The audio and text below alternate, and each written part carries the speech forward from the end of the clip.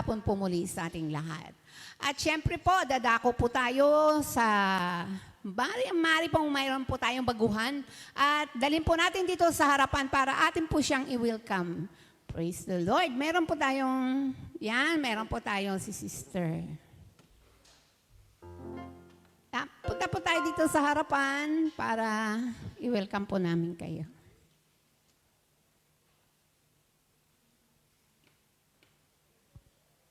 Praise the Lord. Ayan, meron pong dinala ang ating mahal na Panginoon dito upang siya ay ating makasama sa gawain na ito ni El Shaddai. Amen.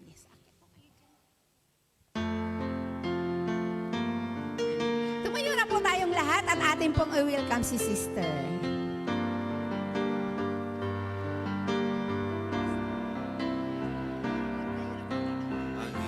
Sa pamilya, Kaya na po tayong lahat, i-welcome po natin si Sister. na magkasama ka sa pananalig, pag-ibig at pagkakaisa ng isang matatag na pamilya. Pamilya ni El Shaddai. Tayong mga anak ng Diyos, tayo'y magmahalan. Sa bawat sasabihin mo, pag-ibig siyang laman. Sa puso ng bawat isa, siya ay manahan. Bawat pamilya, maging tahanan niya. Halina sa pamilya, kami nagagalak na magkasama ka. Sa pananalig, pag-ibig at pagkakaisa ng isang matatag na pamilya. Pamilya ni El Shaddai. Amen.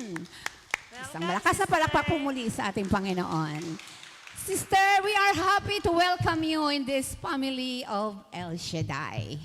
El Shaddai, DWXI Prayer Partners Fellowship International. Ito po ay isang Catholic Charismatic Renewal Movement. Ang El Shaddai po ay salitang Hebreo. Ang ibig pong sabihin ng El is God, Shaddai is Almighty. At ang iba pa pong kahulugan nito is the God who is more than enough and the God who is sufficient one. El Shaddai is the one covenant name in the Bible. Amen po. At ang layunin po ng ating gawain na ito upang ihayag po ang salita ng Diyos. Ang kanya pong kadakilaan, kapangyarihan, katapatan po at ang kanyang kabutihan at ang kanyang pag-ibig.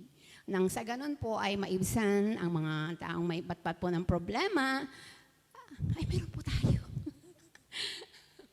Batpat ng problema at higit po sa lahat, ay ang kanyang alok, ang kaligtasan, alok ng Diyos sa pamamagitan po ng kanyang bugtong na anak, natin pong Panginoong Hesukristo. Amen po? Amen. At yan po, binigyan po kayo ni Sister ng panyo. Sa panyo pong yan, nakasulat po ang Salmo 91, ang panalangin ng Panginoon. Pwede po na, at yan po ay dinarasal ng ating po mga prayer partners all over the world. Alas 12 po, alas 6, basahin niyo rin po yan kahit anong oras po ninyo gusto. At ang panyo po na yan ay ginamit pong kasangkapan. Pwede po natin gamitin yan. Minsan masama po ang ating katawan. Ano man po ang ating problema, kasi nakasulat po dyan ang pangako ng Diyos, pwede po natin gamitin yan. Dahil po sa ating pananalig at pananampalataya sa ating Panginoon, anumang bagay ay ginamit niya para po sa ating kabutihan, siya po ay handang tumugon anuman po ang ating mga pangangailangan. Amen po? Amen.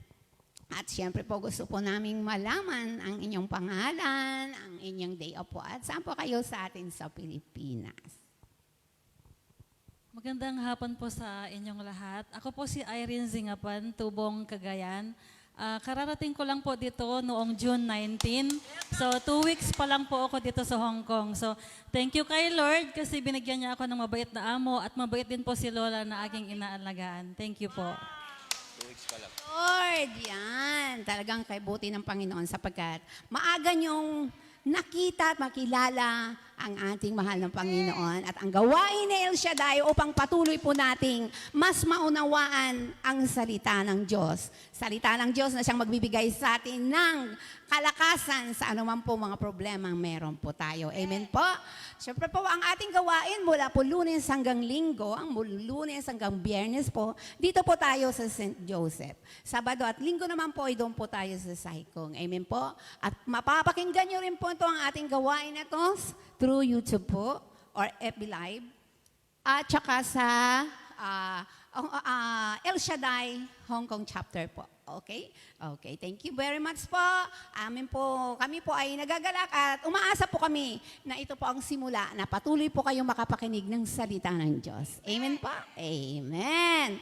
Umpo na po tayo, sister, para patuloy po tayong makapakinig ng salita ng Diyos na ihahayag po ng ating brother by mamaya konti. Amen. Thank you po. Praise the Lord! Muli malakas na palakpak po muli sa ating mahal na Panginoon. Amen. Lahat po ba tayo ay pinagpala? Amen. Praise the Lord. Kasi bawat gising is a blessing. Amen po. Siyempre po sa bawat araw, ano man po ang ating nakakasalamuha, ano man po ang ating hinaharap, still that is a blessing. Amen po. Minsan hindi po natin siya nauunawaan, pero ang lahat ng bagay, lahat po yan ay blessing. Amen. So, siyempre, dumako na po tayo dahil lahat ay pinagpala. Yan, si sister ay magpatutuo kung paano siya pinagpala ng ating mahal na Panginoon. Malakas na palakpak po muli sa ating mahal na Panginoon. Thank you. Mapagpalang hapon po sa ating lahat. Nais ko pong i-share, ibahagi ang kabutihan ng Diyos sa aking anak. Nung una pong in-applyan niya kasi noon, yung sa Chicago, nakapasa siya noon, tuwang-tuwa ako. Pero hindi po niya pinalad yun dahil kinancel nila yon na hindi nila pinaalam sa akin. So kaya parang naano po ako na bakit sobrang matagal yung pag-ano mo sa papuntang Chicago. Sabi naman, kinancel namin. Sabi niya, kasi may usapan sila ng boyfriend niya na sila sabay-sabay na lang daw. Sabi ko, wala, tahimik lang ako na maluha-luha ako. Pero wala akong magawa, dahil decision nila yon. So, hanggang sa nagtagal talaga, sabi ko, nak, tumatanda ka na. Sabi ko, yun nga, sabi ko, paano apply mo? Sabi na, hayaan mo ma, darating tayo yan. So ngayon, binigyan po itong pagkakataon muli, pangalawa niyang apply na sa ano na lang muna siya, stepping stone na lang niya yung sa Saudi. So nakapasa po siya ng interview, wala pa pong 2 weeks. So ngayon lang po, nag-message sa akin, ma, fit to work ako. Diyos, salamat sa Diyos dahil yun, ipaprocess na po ang kanyang visa. Sabi ko, sana hindi na mahadlangan ng kung sino-sino pa. Sabi ko, tuloy-tuloy na yan, nak. Sabi na, ma, tuloy-tuloy na ito dahil lagi akong kinukontak nila, pinapalo up, tuloy-tuloy yung tawag nila. Sabi ko, Lord, samahan mo siya, ingat at gabayan sa kanyang patutunguhan, sa kanyang trabaho, sa kanyang tirahan, maging ang kanyang mga kasamahan. O Lord, sa iyo ko po pinagkatiwala ang lahat. To God be the glory. Amen. Praise the Lord. That's mother's love. At tayo mga ina, talaga lang po. Lahat, ano man ang sitwasyon natin kinaharap sa ating mga anak, patuloy natin silang itataas at ipagkatiwala sa ating Panginoon dahil darating ang time na para po sa kanila, hindi po natin hawa kung ano po ang gusto nila. Amen po. Magiging matibay na po tayo sa ating pananalig at pananampalataya. Amen. Wala na po tayong oras, sisters. So, susunod na lang po uli. Maraming pong salamat. At muli po, ihanda na po natin ang ating sarili upang makapakinig po tayo sa yahayag na magandang balita ng ating Brother Bai. At samahan po natin ang ating ang ating mga Gospel Music Ministry, El Shaddai Gospel Music Ministry, Hong Kong. At pangungunahan ko na po ang opening prayer. Amen. Tumayo na po tayong lahat. At sa pangunguna po ng ating Sister Miles. Amen. Sa ngalan ng Ama, ng Anak, ng Diyos, ng Espiritu Santo. Amen. Muli dakilang Diyos at mapagpalang Ama na lumikha ng langit at lupa. Ikaw ang Diyos noon, ngayon at magpakailanman. Ang Diyos na siyang nagbigay sa amin ng buhay at ng aming ikinabubuhay. Muli Ama, marami pong salamat sa panibagong pagkakataon muli na ipinagkaloob niyo po sa bawat isa sa amin. Salamat sa buhay at kalakasan. At muli narito po kami, taos puso po kaming nagpapakumbaba. Humihingi ng iyong kapatawaran sa aming mga paulit-ulit na nagawang kasalanan. Salamat po, Panginoon. At muli, sama-sama po kaming humingi po muli sa iyo ng pagpapala. Tinataas po namin sa iyo ang susunod mong gawain. Pangunahan mo po ito, Panginoon, at samahan niyo po ang iyong lingkod na siyang maghahayag ng iyong magandang balita. Pagpalain mo po, Panginoon, ang bawat isang naririto at nakikinig sa gawain ito, Panginoon. Nawa, Panginoon, ang aming pagsasaluhan ng iyong magandang balita. Loobin mo po, Panginoon, na ito po ay magrima sa aming mga puso at isip. At loobin mo rin po, Panginoon, na nawa ito ay aming maisabuhay. Panginoon, ano man po ang kahilingan ng bawat isa, ikaw ang Diyos na buhay na aming sinasamba na siyang tutugon sa lahat ng aming mga kahilingan. Ganap na kalakasan at kagalingan sa mga pusong mga nanghihina, kagalingan sa anumang uri ng karamdaman. Ama, ganun po muli, patuloy mo rin pagpalain ang 4 na sulok ng lugar na ito. Padalhan mo po nawa ito ng libo-libo mong anghel upang walang makagambala sa aming pakikinig at pakikisa sa iyong magandang balita.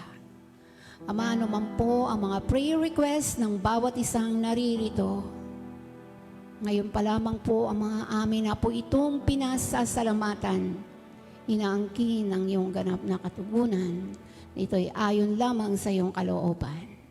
At muli, wala po kaming maibalik sa iyo, kundi ikaw ay patuloy naming papupurihan at pasasalamatan sa matamis at dakilang pangalan ng iyong mahal na anak na si Jesus, na siyang naghahari noon, ngayon at magpakailanman. Amen at amen. Sa ngalan ng Ama, ng Anak, ng Diyos, ng Espiritu Santo. Amen. Muli mga kapatid, palakpakan po natin ating Panginoon. Yung pinakadabas na palakpak para sa Kanya. Amen. Tayo bang natin mga pinagpala? Amen. Amen. Taas po natin ating mga kamay at ipalakpak po natin sa ating Panginoon. Amen. At tayo ba'y handa nang magpuri sa ating Panginoon? Amen. Ang lahat ng handa na po, itaas po natin ating mga kamay sa pag-welcome ng Holy Spirit.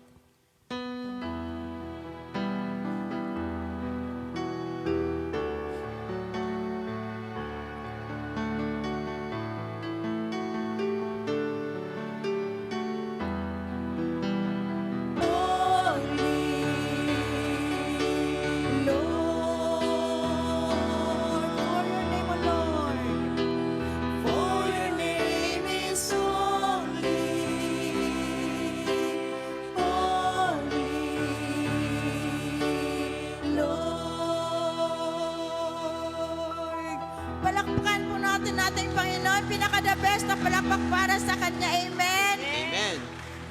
Handa na ba kayong sumayaw sa ating Panginoon? Amen.